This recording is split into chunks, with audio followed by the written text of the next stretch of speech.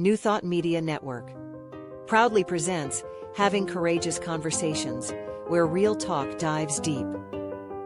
Each week we go beyond surface talk. We open our hearts, speak our truths, and dive into the stories that shape us. No scripts, no filters, just powerful, unforgettable conversations about life, purpose, healing, and truth. Join the conversation, because your voice belongs here. Please like, share, and subscribe. Check out our YouTube channel at Having Courageous Conversations or email us at yourshowyourvoice@gmail.com. Now, let's have a courageous conversation. The views and opinions of our guest and hosts do not necessarily reflect those of New Thought Media Network, or any organization we may be affiliated with.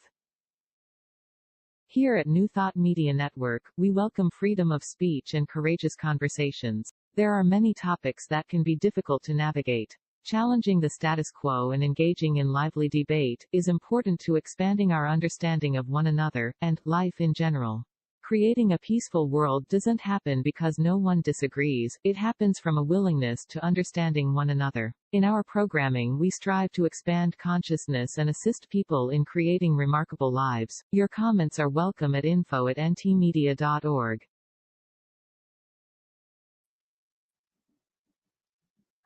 Well, hello and welcome. We are so happy you're joining us, whether you are live or you're watching us at some other time, a replay later. We thank you for taking the time to be here. This is Having Courageous Conversations, a heartfelt, spirit-led online series where we explore the transformative power of honest dialogue. We believe that when we speak from the heart, listen with compassion, and hold space for one another, we create possibilities for healing, for growth, for real connection, and sometimes for transformation. So I am Cheryl Rogers, co-host with my beautiful Marg Dupuis, and it's my joy to be here with you. I think it's her joy too, but I'll let her speak for herself. I've learned not to speak for Marg, because I've done that in the past, believe me. But let Marg introduce herself, and she'll introduce our wonderful guest for today, who has a wonderful topic. I just love turning pain into purpose. Wow, that's very powerful. Hi, Marg. It is very powerful. Thanks, Cheryl. And as Cheryl said, my name is Marg Dupuis, and it is a joy to introduce Corinne. So Corinne will come on screen in a second. Thank you, Deja. Corinne MacKenzie-Locke is a medically trained, retired paramedic. He worked the front lines for over 20 years as a primary care paramedic and an acting platoon supervisor. Corinne also trained as an advanced care paramedic and worked in television shows, in small independent films, commercials, as well as for large events, concert, and music festivals.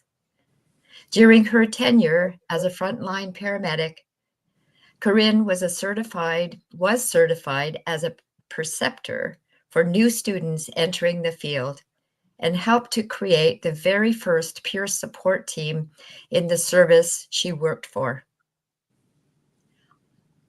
Ironically, she was diagnosed with C-PTSD, which stands for Complex Post-Traumatic Stress Disorder, and an occupational stress psychological injury, which ultimately led to the end of her career.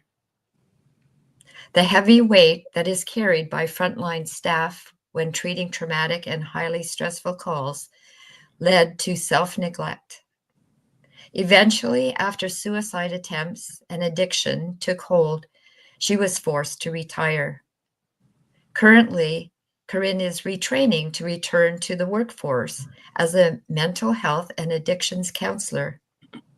She lives in Waterloo with her husband, my son, and her furry companions. She enjoys art, music, running, bodybuilding, and baking nummy cakes, promoting healthy living and healing out loud. Oh my goodness, cannot speak. So, Corinne, welcome. And first, I want to say, what does healthy living out loud mean to you? Oh, well, thank you for having me. It's lovely to be here and be included in such an awesome venue of having courageous conversations. I think that's really important. And I feel like that is a big component to healing out loud.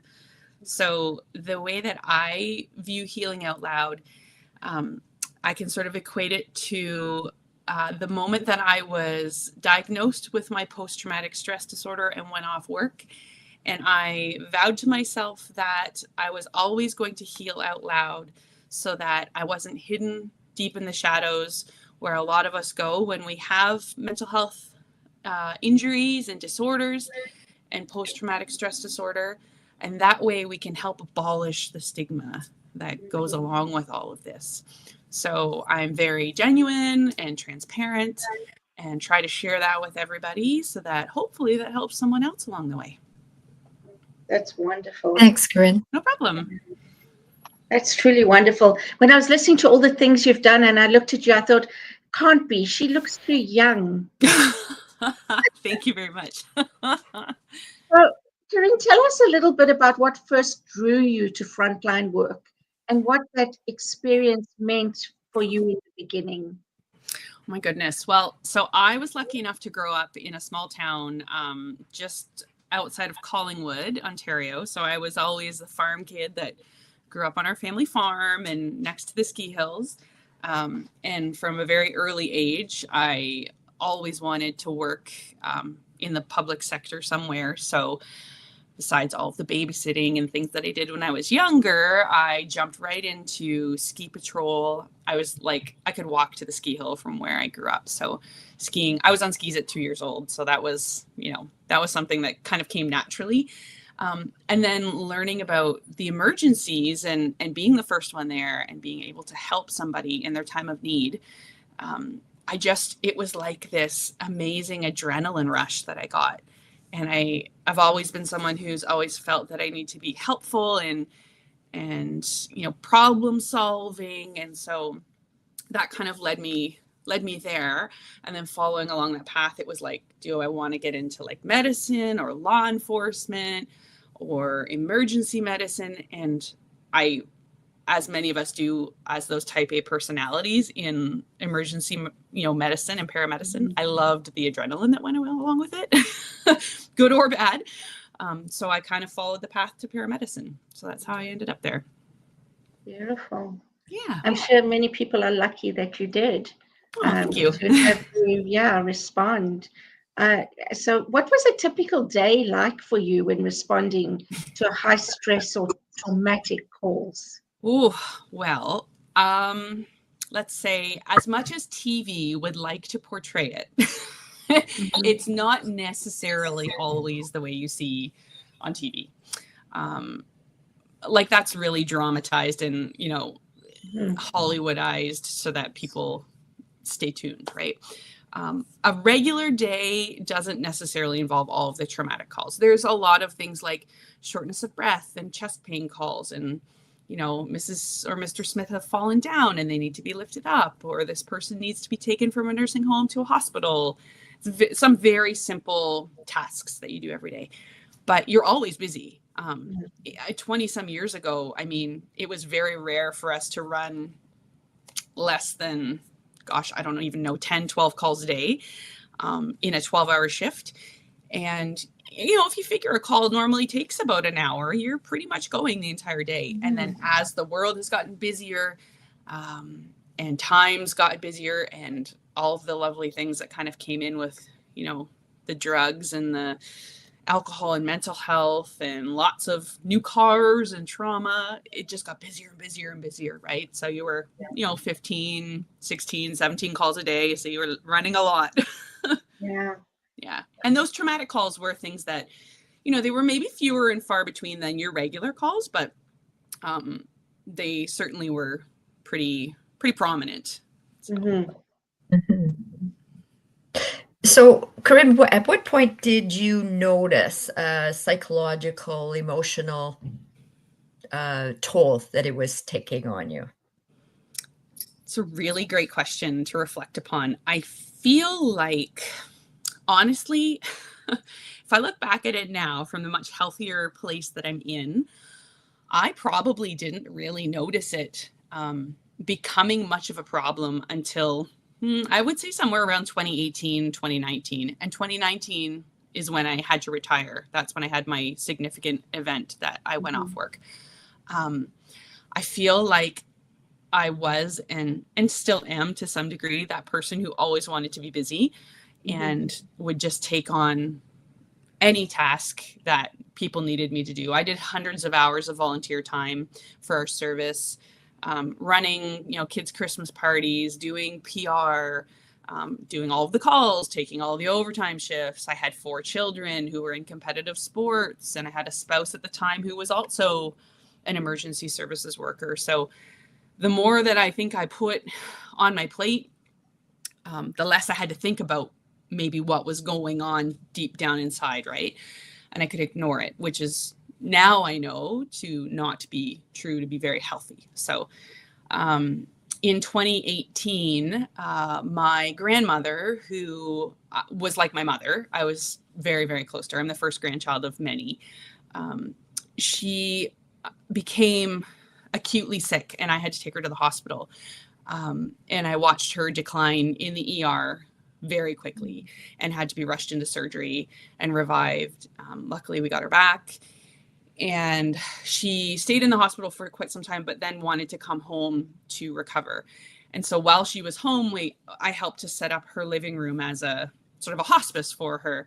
But I was still working. So I was still, I'd often go with the ambulance to her house and be on duty still, but be looking after her. So I think there was a lot of pieces that kind of compiled on top of each other. And I didn't really realize that it was breaking me down on top of all the other stuff that you deal with, because why would you worry about your own emotions, right?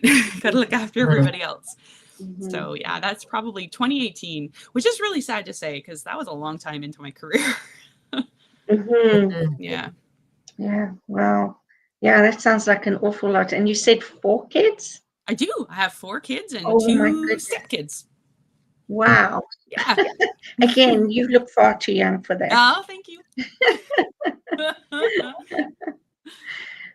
Was there was there a trigger? Was there something that went, hey, Corinne, you've got to stop. You mentioned addictions and suicide attempts and whatever. So was there a trigger for you that said, okay, I really need to look after myself? Well, so I think like the sort of the turning point moment was July 14th of 2019. I kind of call that as like that was my significant event, right? There was a lot of little things that happened leading up to it that I wasn't really paying attention to, that were clearly red flags. Like I really needed to stop, but I wasn't paying attention to them. And neither was anyone else that I was working with, really, truthfully. Nobody came to me and said, hey, we're concerned about you. Probably because a lot of us as emergency service workers, we're just kind of in our own little like box. We just really try to just keep our head on straight and keep going, right? But that day, July 14th of 2019, I was in my station in Collingwood at the time, and our station pager went off for a call, and I don't know what it was. I can sort of think back that I had some like health stuff going on at the time and was awaiting some results from blood work and some things that were maybe not, making a lot of sense. And perhaps that was all piling up under the surface.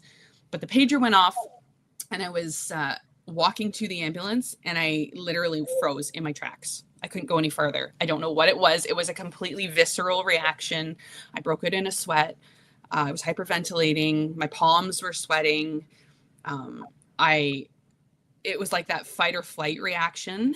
You know, the bear's coming for you. So your body, you know, everything, all of those systemic reactions that you get with a fight or flight reaction happened. And I had to walk myself to the change room, and I fell in a heap on the bench, and I could not respond to the call. So another crew luckily was there and had to go. I stayed in that crew room, in the change room, bawling my eyes out, not knowing what was going on, just knowing that I couldn't move. I couldn't function. I couldn't think. I knew I had to get out of there, but I couldn't get out of there because I was working. How do I abandon my post, right? Yeah, that was probably sort of, I think everything just finally came to a big head, and that's where I landed. So that was my kind of moment. Sounds scary. It was very scary. Yeah. And were you supported? Luckily, I was. I actually have a very good friend who's one of my best friends. She was a paramedic as well, for a shorter period of time than I was, but you know, none less significant. Obviously, a time frame doesn't necessarily mean anything. But she had gone off work before I had gone off work, and I was like sitting there frozen, not knowing what to do. So I called Natalie and I said, what is happening to me? And she had been through all of the PTSD and addictions pieces in her life already, suicide attempts, all of the very similar pieces. And she walked me through the, you know, okay, this is what's happening. We're going to work on our breathing right now. So we worked on our breathing. The time I didn't know, you know, breath was super important, but like looking in the room and finding 5 things that I can see, naming 5 of those things, smelling 5 smells, touching 5 things, like just something to focus, break that neurotransmitter pathway where I was kind of stuck in that cycle of hypervigilance that I couldn't get out of. And that's a really good tool to be able to sort of bring you back to center and be able to focus. And then she was like, okay, you're here, your breathing is calm. We're going to call the supervisor. You need to go home. And when I called, luckily I had a friend who was on our union, and she's lovely. She's been around for, I think she's retired now, but it was like 35 years on the road. One of the very first female paramedics in the province of Ontario, and she was wonderful. She said, absolutely, go home. We're going to get you started with WSIB. We're going to get you into a psychologist right away. And so I was luckily very supported that way, which is good. Yeah. Yeah. Hearing about your friend Natalie makes, you know, and it wouldn't surprise me, but makes it sound like this is not a once-off occurrence, that it happens quite often. No, sadly it's not. Yeah, which is understandable, right? And you were talking about how time is going faster, and you know, our busyness goes faster, and I would imagine the calls escalate not only in number but in severity as well.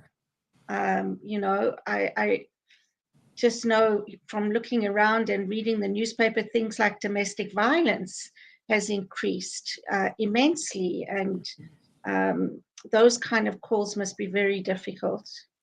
Yeah, it's like I've explained to some people before, it's often not it's not what you see necessarily, like the physical injuries themselves, although, you know, sad and gruesome and traumatic and scary and all of that stuff, that to me is like, that's my peanut butter and jelly, right? Like I can put my head down and do my job, and that's the stuff that gets me really excited to be able to fix this. And I know I've studied all of the anatomy and physiology and pathophysiology, and I know all of the medicines and how to fix the problem. But I have, you know, many times I can recall, I've got, you know, lots of memories of family in the background. And that's the part that really, I think, started to compile and take a toll, is everybody else that's like, they're all around here watching you while you're doing CPR, or you're starting IVs, or you're intubating people on their living room floor, or on the side of the road. And I had family pulling on me like, help, help, help. And it's that kind of stuff that you can't walk away from that, right? I mean, I still know to this day, like, it's Christmas and I'm sitting here reviving someone beside their Christmas tree, and I could tell you, like, Big Bang Theory was on the TV. Like, I know what episode it was, and like, I know the little grandkid that was holding the door open, and it's all the humanistic pieces, I think, that went along with it. And so over the years, yes, seeing all that stuff, touching, feeling, being a part of all that is really tough. But I think paramedics are very compassionate, empathic people by trade, and that kind of collects. And if you don't look after yourself and heal out loud and fill up your cup and do your own therapy and all the things you're supposed to do, then it just overflows at some point, right? So yeah, that's interesting. What you're saying is you trained for all the blood and gore, but the emotional toll it takes on everybody else, and you're feeling that when things are happening is what affects you so emotionally as well. And you're not given the time in between the calls to sort of break that down and debrief about it, just merely because of the numbers right now. Our system is so strapped, and there's so many calls, and it's just gotten busier. So it's like, well, wipe it off. Away we go on to the next one. So you can imagine by the end of a shift, right? And you go home to your family and your kids and try to leave that there and deal with family stuff. So, so given all that, and given the experience with so many people having this toll on them and having to take medical leave, has anything improved? There is, luckily, lots of changes that have been made. So it's been about 6 years since I went off. Initially, there wasn't really, like, there was sort of just the beginning of more of the recognition about the toll that it's taking 6 years ago. But still, it's sad to say, like, we still are working on stigma. I think it's something that's going to take a really long time for those of us, even general population, to get over the stigma of mental health. But even as a first responder, it's something that, like, I don't know, we're a tough nut, this group. And it's like, we don't want to show any weakness. I'm getting much better at it, but even still, after 20 some years, like, it's ingrained in me. Right. But I actually even just heard today from a friend who is an active paramedic that the service where I live they were covering, like, they were doing some training about violence in the workplace and what happens when you're assaulted by a patient, which unfortunately happens a lot.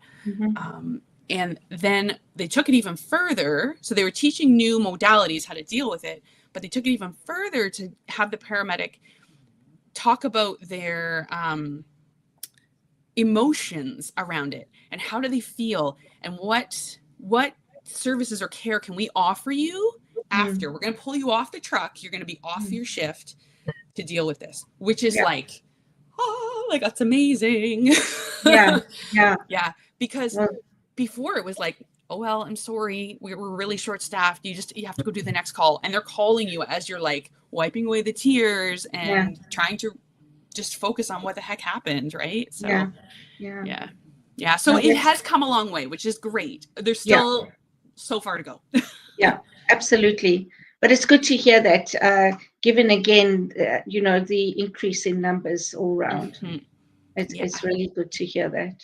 And it's not just paramedics. Like, it's doctors, it's nurses, it's firefighters, it's police officers, it's animal care workers. Like, the people in the shelters are suffering just as much. Like, social workers, like, it really is now, there's an umbrella, and it's really becoming more recognizable in anybody that's kind of on the front lines. So whether that's a shelter worker, a social worker in a school, the developmental workers in a group home. Like, there's so many people that are affected by it. And before it was like, you signed up for this. You just got to toughen it up and get it done.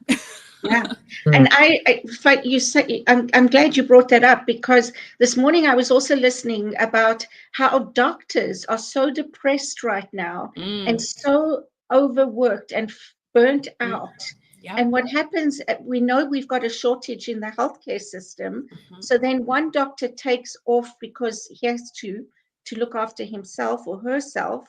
And that puts more strain on the other doctors, because now they have to carry the load. And it's like a vicious circle. And Absolutely they is. actually said this is a public health crisis. Absolutely. It would be one of my goals in the far off future to be able to go to the colleges where the program starts, like the paramedic programs, nursing, fire, police, and have some sort of a program developed that I can talk to these students right from like when they're baby paramedics and baby police officers and, starting out, and tell them it's okay not to be okay. And this is how you're going to deal with it. This is what you need to watch out for. And this is how we're going to treat it to give you some longevity in this career, because, there's very few paramedics who, I think there might be one fellow in Toronto who I saw this the other day is in his 70s and still working, which is mind boggling to me. Yeah. He's got like 45 or 50 years on the job. I have no idea how in the city of Toronto. It is so busy, but that is an absolute rarity. Like we're finding even my 20-year tenure is a long time. Like, a lot of people are realizing at 10 years, less than 10 years, like, I can't do this. And they go off into something else. So yeah, it's very similar in a lot of careers. So like a revolving door. Yeah. And it's sad, right? Because those people are, with big hearts and big shoes to fill. And it's one of my greatest things is, like, I know that I really wanted to make a difference in someone's life. Just even being able to, like, hold their hand and be like, you're going to be okay. We've got this. We're going to figure it out. And a lot of times in first response and paramedicine, you don't see the same patient unless they're a frequent flying patient that you get often. So you don't know what happens after. But to see them a few times through their, their transformation of whatever their illness is and see them get better is incredible. Right. Yeah. So yeah, it's unfortunate, but if we look after ourselves and fill our own cup up, then hopefully we can be better for those that we're serving. So, yeah. I think you continue to serve, Corinne, by sharing, coming on a program like this, speaking your experience, and hopefully fanning the flames for a program to go into the training area, college or whatever, to say, okay, yes, it is okay to dismantling the stigma of mental health. That's certainly so global. Somebody like as myself having a mental health problem, I know I can have a stigma about myself, let alone outside the home. And we're about to go to a break. I'd like to come back to your studies and where you see yourself in the future, and can you bring it into what you just spoke about, going in and training outside the training manual. Okay. Yeah. That's a good point. Thank you, Mark. Yeah. So we're going to pause for just a short break. Stay with us. There is so much more of this powerful conversation to come, and we'll be right back.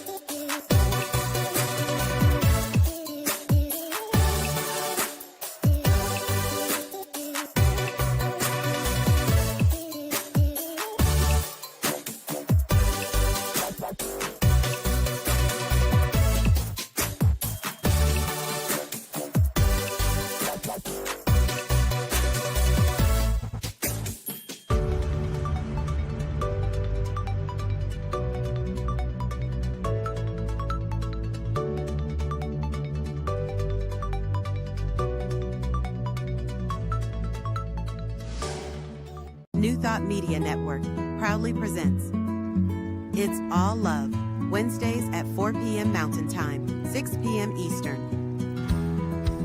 with Laura Mock as the presence of love, Maria Hartman, knowing truth, Wendy Wilson as the quality of presence, and Lara Brzezinski as the essence of joy. It's all love, a space where we open into the heart, tap into the soul's deep wisdom, and enter into the energy of love, truth, presence, and joy. It's all love, Wednesdays at 4 p.m. Mountain Time, 6 p.m. Eastern. Well, welcome back to Having Courageous Conversations. We're here with Corinne MacKenzie-Locke, continuing our conversation about PTSD and healing out loud, and just amazing to hear what you're doing and how you're using your experience for the better.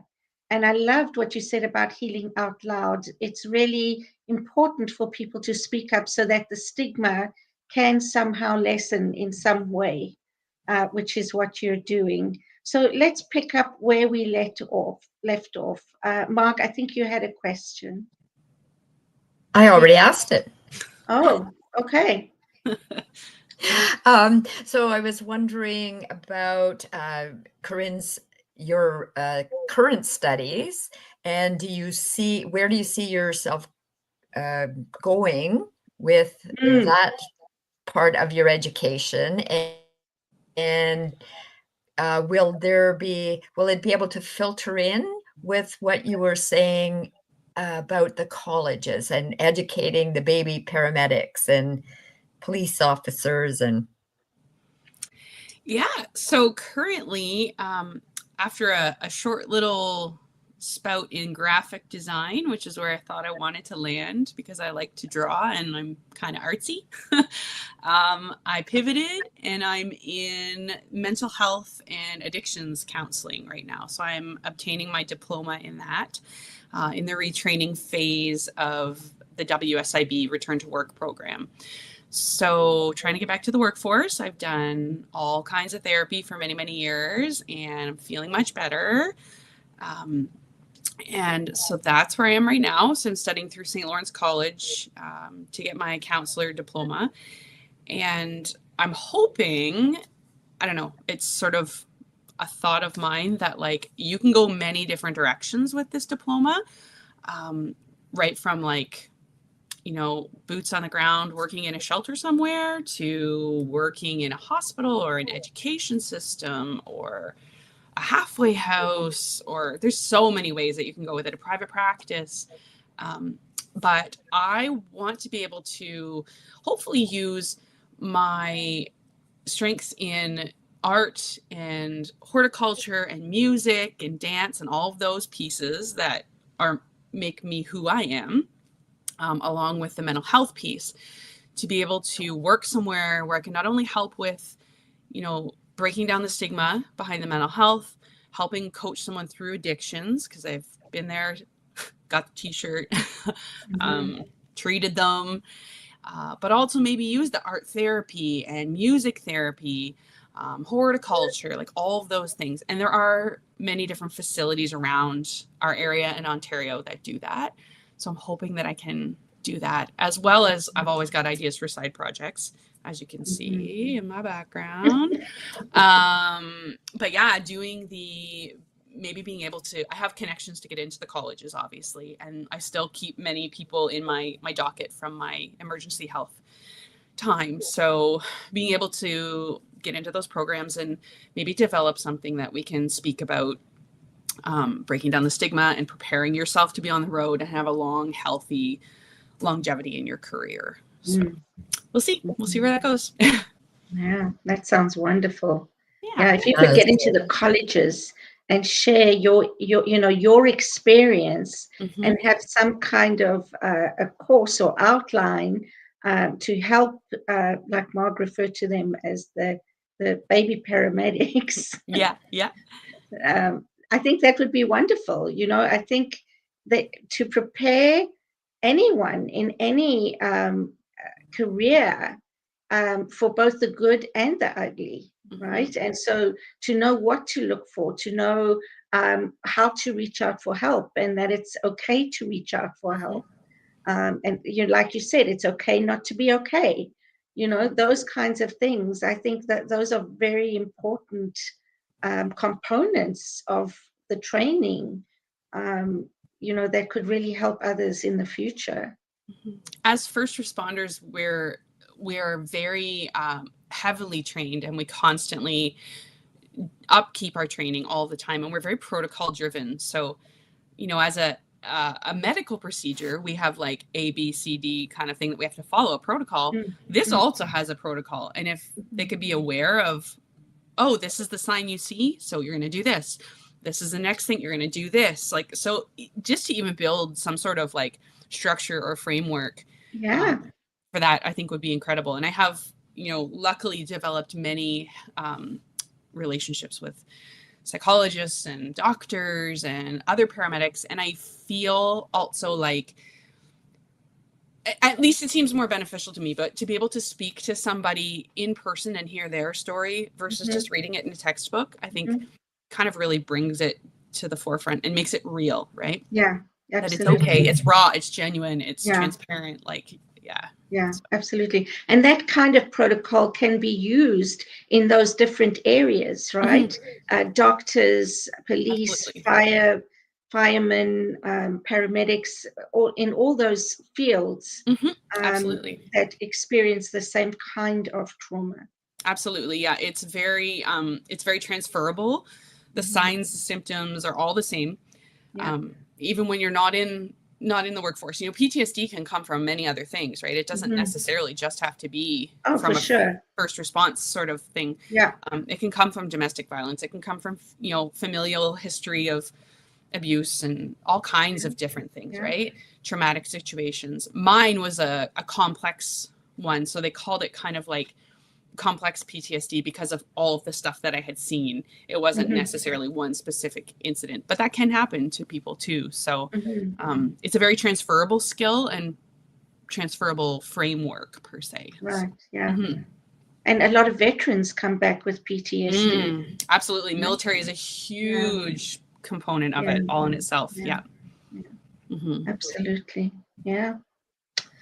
So Marg, do you have a question? No, go for it. Okay, I wondered because you mentioned that you had a husband at the time who was also a paramedic.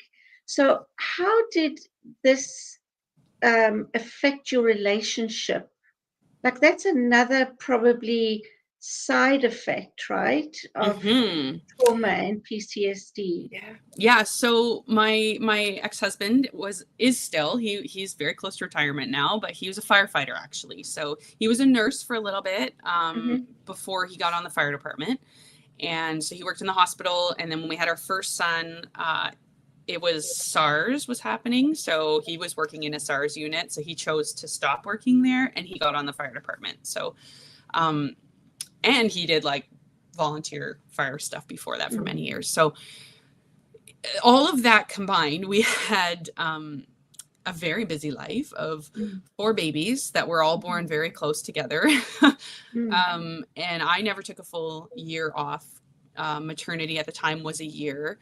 And so I took like 6 months, 7 months. I think 8 months was maybe the most that I took, because I had to I missed my job actually. Like, I love my job. I love my children, but I also love my job. So we did a lot of like opposite shifts all the time. And the running joke was like, we literally pass each other on the highway going to and from work. He'd be coming off shift and I'd be going to shift. We'd be like, see you, bye. For many, many years. And so, that if you compound all of the, you know, the lack of sleep, raising children, the stress that just goes along with trying to hold a household together, finances, life in general. Our kids were all in competitive sports, so we were all busy all the time. I had 2 jobs, sometimes 3. I had 2 different services, and then I worked at Canada's Wonderland for a little bit as a paramedic. So all that, he had a couple of jobs. It was a lot. Like, I don't know how we had so many balls in the air. I was playing with my grandson the other day, and I thought, how the heck did I do this? Like, when I had my own kids, it's a lot, right? And you also are trying to not think about everything you saw and did at work, and they're calling you constantly for overtime, and they're, I would get called into court to testify for things, for cases that I was on. A whole other spin-off of this is the news is on, the paper. We had newspapers back then. The newspaper's out, and you see yourself on the news doing calls, or you see yourself in the newspaper. People are coming up to you in the grocery store because they recognize you. Like, there's a lot of little bits that come at you that you really don't expect. And, you think, oh, it's no big deal. I'm shopping with my kids. I'm getting my groceries. But then, someone collapses in front of me and I have to go help them. Or you see someone that is a family member of someone you've saved and they want to come and talk to you. So lots of bits and pieces, played into it. It was really tough, really tough on the marriage. Yeah, it sounds like it surely would be. Yeah. With all of that. So I happen to know that your eldest is a firefighter. Yep. Right? There is. Yeah. Yep. And so how do you feel about that? I have good days and bad days about that. We're just dropping him off at Pearson Airport today to go back to work. He works in Alberta as a firefighter on an oil rig. So he, although not in the community where he's seeing, running medical calls day to day, he's still in a service that if stuff goes wrong, it's going to go wrong big. So he's there, and he's gone through college. He was going to be a mechanic, and he decided, I guess he lived with us in the ambulances and the fire trucks too long because he really decided he would prefer to be a firefighter. So that's kind of where he landed, and it's great. I'm super proud of him. I know it's going to be a tough road, and Mom tries to preach about mental health and mental wellness all the time, which I think sometimes is, it's heard, but maybe not absorbed. But I do the best that I can. He's been with me through all of it, and he's seen it. So as long as he knows that those options are there to talk, and that it's okay to talk, and that you should talk, we just keep doing what we can do. But yeah, it's tough when your kids want to get into it. I have another one who wants to be a surgeon. She's going through school to finish and be a doctor at some point, and another one that wants to get into physiotherapy or sports psychology. So they all want to be in it in some facet. So all important, all encompassing. So that's amazing. Yeah. All being of service careers. Yes. Yep. Yeah. Lots of trades and lots of first response and service things. Yes. Yeah. Must come from mom. Well, and Dad, you were both, right? Yeah, we both were. I'll give you a little bit of credit. Yeah. As you're talking, Corinne, it just like, I don't want to say your name because it's not up to me to say, but as you're talking, and I'm thinking, you have one that's going to be a thoracic surgeon, and so you can help educate her as well. And, so your goal in helping to educate the little babies apply to your own little babies. My own little babies. Yeah. Yeah. Do you think your experience, like, were they able to see it and learn from it? Absolutely. That's a good question. Now, this is a little part that, like, I feel a lot of shame and guilt around it. And I'm still working through that. I'm much better about it. But especially my 2 oldest. I mean, my 2 youngest they obviously remember. They don't remember as much and in as much detail as the older guys do. But they grew up in a really tumultuous time in our household. There was a lot of sleep deprivation and a lot of yelling. and a lot of stressful situations. And they were around when I didn't really tell them a whole lot about my suicide attempts. I was lucky enough that I had coworkers that came to find me, and I didn't have to go to the hospital, or I kind of pushed them because I didn't want to go to the hospital because I'm stubborn. So I didn't have to go to the emerge, but I still had to work my way through it. I was like very close to, I should have gone. But especially my oldest guy, like he was old enough to know exactly what was going on. So there is definitely some lasting trauma there that we still deal with as a family. It's tough. I have a lot of shame and a lot of guilt around causing it.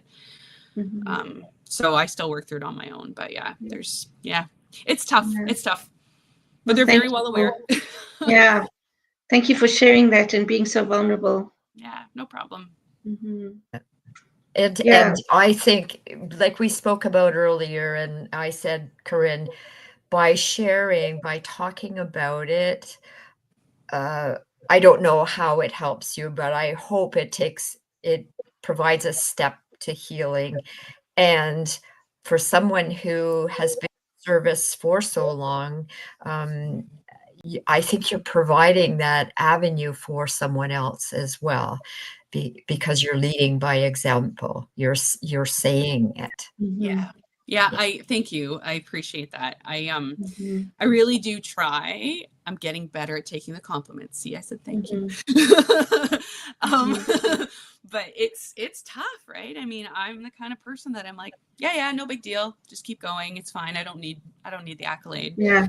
But it is helping. And I'm finding that I've spoken on a couple of podcasts. I've talked to lots of people. The more I do this, the more I am myself and transparent and genuine. And what you see is what you get with me. I wear my heart on my sleeve. I have a horrible poker face, so I could never lie about anything. And people see that, right? And I might post on social media, if I'm having a horrible day, or if I'm having a great day. I'm just singing a song, or I'm showing a picture I drew or painted, or I'm at the gym, or I'm having a really crummy day and I just want to stay in my PJs on the couch and eat cookies, and that's okay. And then all of a sudden my DMs will blow up with people who are like, thank you so much for saying that it's okay not to be okay. Thank you so much for being as transparent as you are. It really helps us to break the stigma. And I know these people, and I know that they've gone through things, and they're not at the point where they're comfortable enough in their journey, their post-traumatic growth yet, to be able to say something. But by me doing that helps. So absolutely. Yeah. So before, I can't believe that it's already 10 to 5. I told you I could talk. Well, I think we've all done a good job. My question is, what kind of therapies helped you through this process into healing? And was there anything in particular that stood out for you? So I would say that I did the traditional method of psychology, so talk therapy, CBT, DBT. I'm still looking into EMDR. I didn't really do it, but I met with my psychologist every week, once a week, up until the end of this summer when she retired. So I was very regimented about doing it. She was my lifeline. I still am like, I don't know what I'll do without her, but we got to a point where we talked more about our pets than we did about therapy, right? So things were getting better. But talk therapy was very important to me. Also, being vulnerable enough to share and search out other avenues. So there are a lot of different things on social media, groups that you can reach out to. I found a lot of sort of emergency service, first responder specific groups on social media that I was able to be a part of. We did some TED Talks. We had different guests come in and talk, which was really helpful. And just knowing that those people were there was very helpful. My best friend, Natalie, that I was talking about, she is an incredible woman. She actually was the first person to ever get our first responders bill put in Parliament, which in Canada, which helped us all when we go off of work. Now we have that legislation and framework there to support us. And so she lobbied and she did so much work behind the scenes getting that set up. She also created a group called Wings of Change, and they now have chapters in all across the different provinces, which is incredible. She's now kind of become the director of it, and she is able to delegate that service off to other people. So I visited them when I was back in Barrie. That was a once a month talk, and it was like, there was no trauma talk. We didn't talk about calls. We didn't like talk about anything that would be triggers, but it was a support network of peers who were in similar jobs. You could be nurses, doctors, firefighters, police, anybody. And we were able to talk about that, which is amazing. Yeah, there you go. Wings of Change. Yep. That's what Natalie did. So it's super impressive. And it was a very helpful group. And I've got a lot of lasting connections through that. And also, I did a lot of reading. Gosh, there were so many different books. Any book I could grab. I couldn't read in the beginning. I couldn't like keep the focus to read, but I still go back and reread these books. I do workbooks. I sing, do art. I delved deeply into all the stuff that I had pushed back while I was raising my kids and starting my career. So my art, my music, playing guitar, singing, playing piano, drawing, painting, building, and then fitness. So I was also lucky enough to get sober and lose 140 pounds and get to exercise. And that's become like every single day. That's a non-negotiable. I do that. So, yep. Wow, that sounds great. So it sounds like you actually put in a lot of effort and a lot of things towards choosing life and healing. Absolutely. Yeah. I have too many friends that I lost, unfortunately, through the job to suicide. So it was not, I was super close, but it was not something that was going to happen, unfortunately. Or fortunately, I guess. Well, thank goodness. We're grateful. We're grateful that you're still here with us. And I know Marg is hugely grateful to have you in the family. And absolutely, you've become an important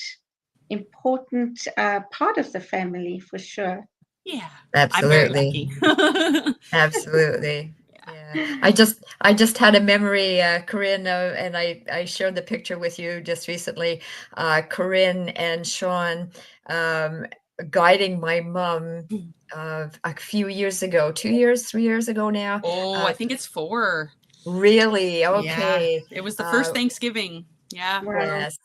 Yes. And so she was unsteady on her feet. And so the two of them guided Mom down to the cottage, and Mom's trust in you she had never met you. No, she kept asking, who's that girl? But she trusted you, and you had her singing. And, she was awesome. Yeah. Yeah. I loved her. Yeah. I Beautiful. was so blessed to meet her. Yeah. She was awesome. Yeah. Well, I feel your energy. So I would imagine that anybody who you come into contact with feels that and is able to trust you a lot quicker than maybe somebody else. Oh, thank you. Thank you.